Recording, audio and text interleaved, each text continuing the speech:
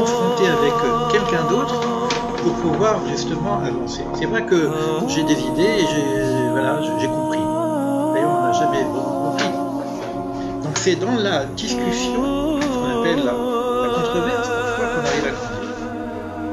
C'est vrai pour ça que ce n'est pas des textes qu'on lit, ce sont des textes qu'on étudie. Et on ne les étudie pas seuls. On peut les réviser seuls, mais pas les étudier seuls. D'ailleurs, ici, c'est ça.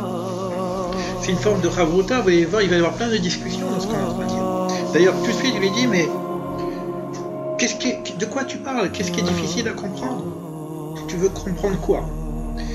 Et il dit ce que nous disons quand on ne comprend rien, c'est-à-dire, quand je regarde le monde, les grands événements de ce monde, les guerres, les tsunamis, la souffrance des enfants, le sage qui souffre, le mécréant qui prospère, je vois le contraire de ce qu'on est en train de dire. Tu me dis qu'il y a une justice divine, tu me dis qu'il y a une présence divine, mais personne ne voit la présence, on voit le hasard qui fonctionne. Comment tu peux me dire que c'est Dieu qui gère ce monde? Je ne vais pas parler de la Shoah, on parle de l'absence de Dieu. On marche sur cette route-là, et ce monde, j'ai besoin de comprendre. Et là, le Chaver, maintenant on va dire le Chaver, hein, le Sechel lui dit, mais tu poses des questions extrêmement difficiles, que même Moïse lui-même n'a pas pu comprendre. Moïse. Alors, si Moïse n'a pas compris, qui est le plus grand des prophètes, nous, qu'est-ce qu'on vient faire ici? Ça va l'idée. Celui qui a compris, c'est Rabbi Akiva. Puisque Rabbi Akiva, lorsque ses élèves le voient comme ça, et on voit Rabbi Akiva il va partir, et avant de partir, il fait le schéma Israël. Et ses élèves lui disent, Rabbi, mais tu ne peux pas faire le schéma, c'est une profanation de Dieu, tu loues Dieu pendant ce moment-là, tu ne vas pas louer Dieu. Il dit, maintenant j'ai compris que veut dire le schéma. Schéma Israël, Hachem Elokeinu, Hachem, et tu aimeras Dieu de toute ta force et de toute ton âme, et il est parti avec le baiser divin. Au moment où il disait le mot, tu aimeras Dieu de toute ton âme. Il a compris quelque chose, vous ne pouvez pas comprendre, que certains ont compris dans la Shoah. Quand les gens chantaient le schéma Israël pour aller où ils savaient, et que les Allemands étaient... c'est ça l'idée. C'est qu'il y a quelque chose qui nous dépasse, certains savent. Et là, on nous dit, bon, c'est des questions énormes. Puis tout est vraiment les questions du bien et du mal et de la souffrance qui nous dépassent. C'est en rapport avec tous les klalim. C'est-à-dire que la Kabbale va nous aider à comprendre toutes ces choses-là. Et là, la Neshama dit, ok, je sais que je ne peux pas comprendre le détail de ces choses-là. Mais il y a des principes. Il y a un maître du monde, il y a une organisation, il y a un ordre. Je veux comprendre les principes, je veux comprendre l'ordre des choses. Et c'est là qu'on va rentrer dans tous les principes de la Kabbale qui vont nous faire de comprendre, non pas le détail des choses, mais les grands principes. Et une fois que j'ai compris les grands principes, à ce moment-là, je pourrais commencer à comprendre qu'est-ce qui se passe dans ce monde et qu'est-ce qui se passe en moi. Il reprend des principes, deux principes.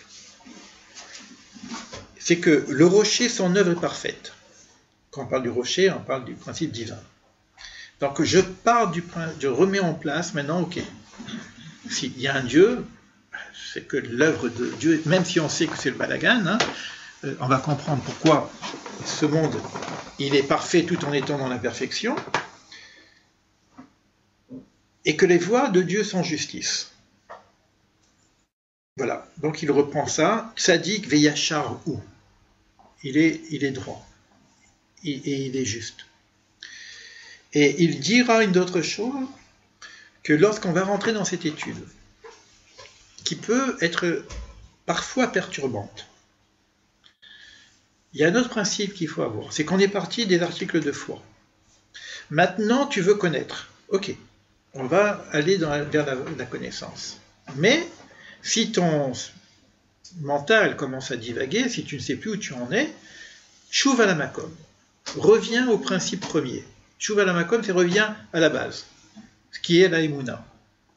Je pars de la Emouna, j'avance en compréhension, je me perds, je reviens à la Emouna. Pas « Ah, ça marche pas, donc c'est pas vrai ». Comprenez l'idée, hein? Si vous n'avez pas compris, Ça ne veut pas dire que c'est pas vrai, ça veut dire que j'ai pas compris. Ça veut dire que je ne suis pas capable aujourd'hui de comprendre tout ce que dont on parle. Mais c'est vrai, c'est dans la Emouna. D'accord?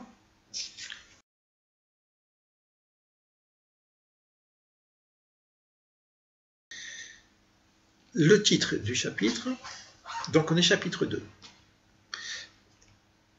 Le principe créateur. Le pourquoi du principe créateur. On l'avait lu rapidement tout à l'heure. Kedei leitiv. Afin d'exprimer le eitiv, d'émaner le bien. Il y a une puissance divine qui est le véritable bien, et ce bien, il y a une forme de désir, je ne sais pas si on peut appeler ça un désir, entre Kedei, afin de, il y a un principe qui va dire je voudrais que ce bien soit dispensé. Donc le principe créateur, c'est pour ça qu'on dit le bon Dieu d'ailleurs. Le principe créateur, c'est le principe de l'eitiv. Il est plus seul dans son monde, qui est le monde, il y a une volonté de d'épancher son bien. Ratsa, il a donc décidé, il a voulu, Hachem, alors afin qu'il puisse éponger son bien, Dieu a voulu que l'homme, qui va être donc sa créature, Yashlim Chisronotav, puisse parfaire ses manques. Ça veut dire que pour faire du bien, pour émaner le bien, donc il faut bien qu'il y ait un récepteur. Et pour que ce bien soit un vrai bien, il faut que l'homme soit en manque. Puisque la volonté, c'est qu'il puisse parfaire, compléter ses manques. Donc pour compléter ses manques, il faut qu'il soit manquant. Vous comprenez l'idée d'articulation? La volonté de Dieu, c'est que l'homme puisse compléter ses manques. Or, Dieu crée un homme. S'il le crée complet, il n'a pas de manque, donc il n'a pas besoin de compléter ses manques. Afin de faire du bien, Dieu décide que l'homme puisse compléter ses manques. Ça, c'est le titre. Ça veut dire qu'on a tout de suite compris ici, pour que ce bien soit un véritable bien, il faut que l'homme lui-même fasse quelque chose pour compléter son manque. Donc, il va le créer manquant.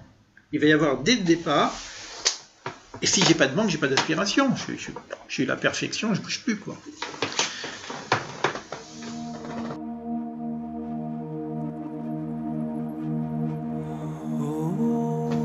Alors, il dit en premier lieu, il faut développer la question de l'existence de l'homme,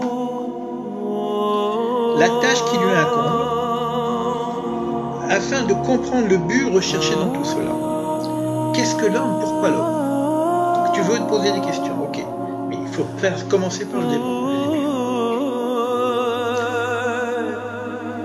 Et il dit, évidemment, comprendre pourquoi l'homme, et quelle la tâche, c'est-à-dire la fonction. Si tu veux comprendre ça, il faut savoir qu'est-ce qu'on a à faire.